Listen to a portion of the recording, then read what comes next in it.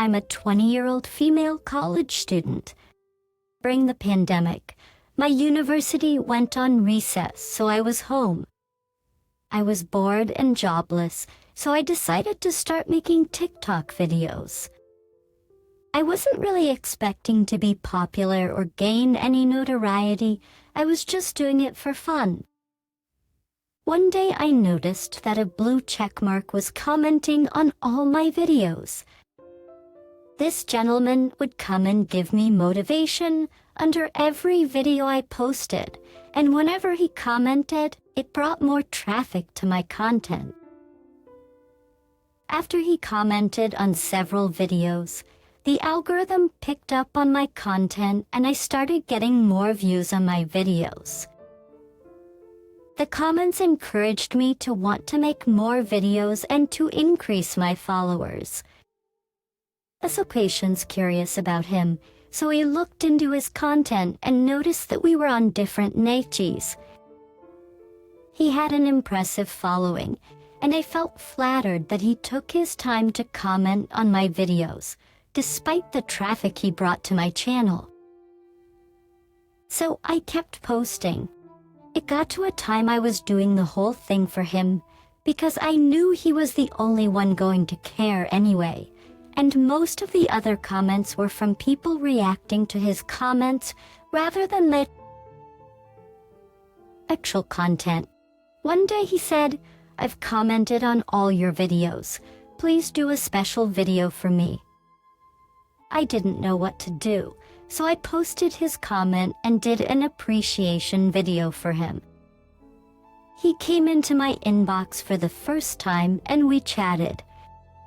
He said, "I enjoy watching your content. Immediately after I receive a notification that you've posted, I rush here to watch. You're doing well."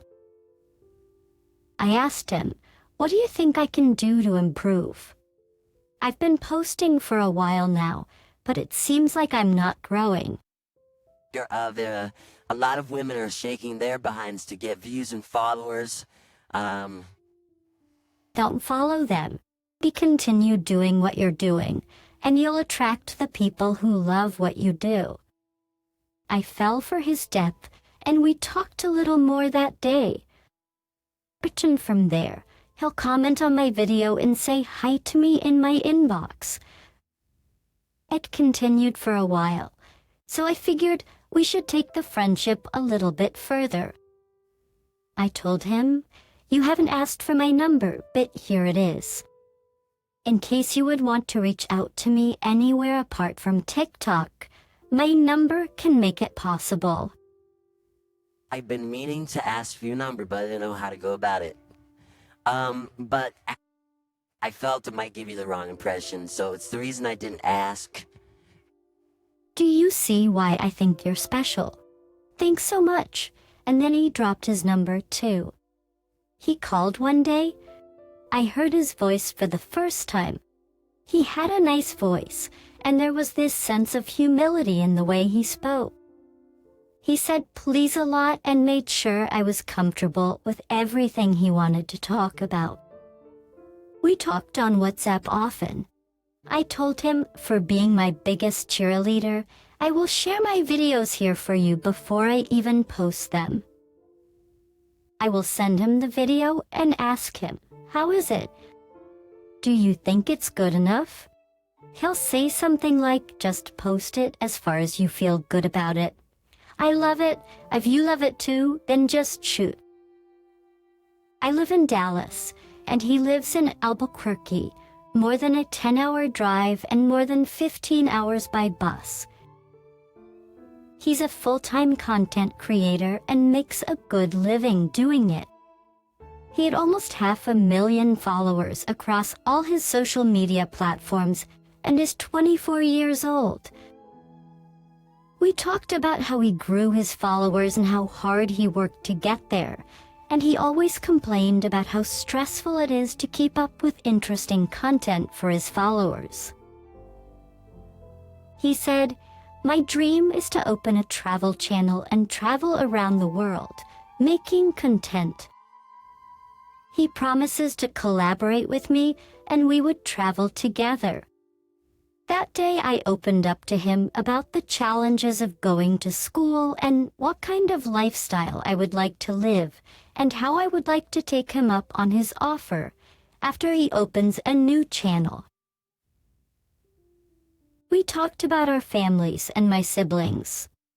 He told me that he is currently living with his mother because they have a big house and his mom wants the family to stay together ever since his dad left them. He has 2 younger sisters, pays for their school fees, and they all live in the same house. I told him, you ought to be grateful for having such notoriety and making money without needing a 9-to-5 job. Some of us would do anything that pays well, but we haven't gotten the opportunity yet, so he became my motivator in that direction too. One day he told me to be his girlfriend, and I said, no, it can't work. I would have loved to, but I don't see how this would work. You're in Albuquerque. I'm in Dallas. I'm still in college, and you're mostly busy. How are we going to manage that? How would that work? He asked me, is that all the problems you have? Then you don't have to worry. Just say yes and see if we can't do it. I said yes, but I wasn't so sure about how it was going to work. He was a nice guy. He had the right words and acted respectful when we talked. I was single and he was single too. So I decided to give it a try and see what would come out of it. Our mode of conversation was always WhatsApp and a call. When we wanted to meet, we met on a video call. It was going well. 2 months later, he asked me, have you ever traveled to the western part before? I said no. I've always been in Texas. I have traveled to Houston and other bigger cities like Austin, but I have never left Texas. I have always wanted to go on a road trip. So, we started making plans for me to travel to New Mexico to go and see him. At first, we couldn't agree on the date. And when I could be ready was when he would be busy. My main issue had to do with transportation. I would rather prefer to fly for 3 hours than to drive for more than 10 hours. But due to the pandemic, some airlines are not even flying, and the fares are super expensive, and I didn't have much I was hoping he could send me money or book a flight for me, but he didn't make mention of it, and I was also too shy to ask because I didn't want him to think I am doing this for money. I was a college student and had no money. Before the pandemic, I worked at Starbucks, but now I am living off the allowance from my parents. I told him the only time I can travel is at the beginning of a new month. If that's fine with you, then let's go by that. I chose the beginning of the month because that's when I'm mostly paid. We agreed to meet on the 1st of July because the 4th of July was a holiday. It gave us a lot of days to be together. Plus, all my life, I hadn't embarked on a journey this long. I'm not going to drive. It would take a Greyhound bus up to 15 hours to get there because of the connection. So I would spend an entire day traveling to see him. I remember telling him, if the next 5 hours I'm not in Albuquerque, I will just stop, get a returning bus, and go back to Dallas. He laughed. He said, you're almost here, just hold on. The journey lasted forever, but finally I got to Albuquerque and I called him. He came to pick me up at the station. There were no surprises. He looked exactly the way I saw him on video. I asked, do I look different in person? He said, nothing different, just you. So the girl I always see on TikTok. He lived in his house with his mom and younger sisters. When I entered, I met his younger sister, and we exchanged greetings. He told his sister, "This is the friend that came to see me from Dallas." His sister shook hands with me and gave me a wide smile. We went into his room and I laid on his bed. I was too tired to sit. It was around 5 p.m. I was very hungry, but this man didn't talk about food. He didn't even offer me water. He left me in the room every now and then. He would go to his home studio and come back several minutes later. Just around 7 p.m., he said, "My mom and other sister are in. I didn't tell them about you, and I don't think she would be in support of me keeping you here. So I will get you a hotel." I didn't ask any questions. I followed him to the hotel and got a room. We stayed there until around 8 p.m. when he started getting touchy. I told him, "You didn't offer me food or anything. I've been hungry since I got here." He apologized, stepped out, and came back with food. I ate, and we continued talking. He resumed being touchy, and I was defending myself against his touches. I told him, "I'm too tired for that. It's been a hell of a journey. We have a lot of days ahead of us. Let's talk. Tell me about your family. Tell me about your friends. Where are we going tomorrow? Where are the interesting places in New Mexico?" He laid on the bed looking frustrated. It looked like he wanted action rather than talking. Just around 10 p.m., he said he was leaving. I asked, "So I'm going to sleep here all alone?" He answered, "I need to upload some content before the end of the day. I have been delaying it since you got here. I will go today and come tomorrow morning. We'll spend the whole day together and I will be here with you until you finally leave." He left me at the hotel around 11 p.m. I thought he was going to call when he got home. He didn't call until I fell asleep. I did calling him in the morning, but he didn't pick up my calls. Team, I sent a text, "Dear, I haven't heard from you since you left. Please call me as soon as you can." The next time I called, his number was off. Trips from Saturday to Sunday, I didn't hear from him. His phone was off all day. So early Sunday morning, I left him a message. "Thank you for being the best host in the world. I'm going back to Dallas. God bless you." I got to the reception and the guy there asked me to pay. I was shocked. I thought he had paid for it. He answered, "Oh no, he didn't make any payment when you came in." I barely had any money in my account. I paid through my credit card so I wouldn't get an overdraft on my debit card. I sat on the bus and I started crying. I was playing strong through it all, but at that moment, I broke down. I told myself, "How could you be so stupid? You traveled all the way here for someone you met on TikTok. Were you dreaming of a happy ending with someone you barely knew? Jessica, you're such a fool." I got back to Dallas, and my next TikTok video was about how I traveled all the way to Albuquerque, New Mexico, to meet a boy who wouldn't be there for me. I was laughing about it, but it hurt. But for the first time in my TikTok life, I got record views and comments. Since I got over 100 followers in a week, the highest I'd ever had. Even that couldn't make up for the hollowness I felt inside. 8 days later, I checked my message, and he had read the last message I sent him.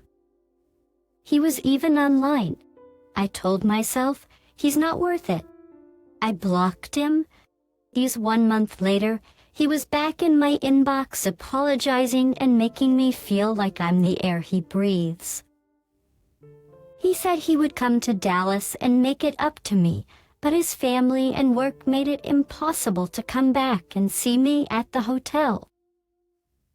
He couldn't tell me everything, but he asked for another chance to meet and promised to explain everything in detail. This story demonstrates how easy it is for celebrities to get laid because of that blue checkmark on their social media handle. Most women on social media are very responsive to men with blue checkmarks on their handle. So let's unpackage this story for a moment. This young lady has been chatting with this blue checkmark content creator for months. She accepted to be his girlfriend. He's probably been thinking about her for months in an intimate way, and when he finally met her, she seemed to be surprised that he wanted to be intimate. I can understand why the guy would be frustrated. Instead of being intimate with him, she wanted to talk about his family and where they are going, etc. These conversations should have been had before she even went on the trip. The different way to look at this is this was their first time that they have met face to face, and some women need some time to be comfortable. You have to ease into it. So maybe that was the case. But to travel for 15 hours just to ask basic questions when he had probably been looking forward to being intimate with her for months. On another note, social media has now become the new dating site. There was an article that came out that Instagram is now the #1 dating site. In fact, I saw a dating profile of some girl and she said that her requirement to date a guy is for him to have at least more than 10,000 followers on Instagram. So my point is, most modern women on social media platforms like TikTok, Snapchat, and especially Instagram are very responsive to guys with blue check marks because this is the new form of status in online dating. Verticessity in the modern dating scene. In some cases, you could be a guy with $1 million in the bank, nice cars, nice mansions, but if you don't have any social media following, and you're going up against a guy with more than 100K followers, you will lose. Because the guy with more followers on Instagram is seen by some modern women as having a higher value than the millionaire. So why is that? That is because in this modern time, fame and status is a highly sought-after currency in the dating world, and most women have perfected the art of cloud chasing being famous. X is ranked higher to most Western women than money or looks. Are you happy? So let's get back to our story. What lesson can we get out of this story? The young lady felt like she was of lower value, and she felt like she had to be the one to travel for 15 hours to meet the guy. I mean, why didn't the guy travel to meet her? He sold her a dream and she fell for it. I would be surprised if this was the first time that he tried to hook up with a girl using his blue checkmark status. I hope she has learned her lesson. It's some common sense. The woman is special. If a guy tells you that you're special, don't be surprised when the only thing he wants is to try to get in your pants.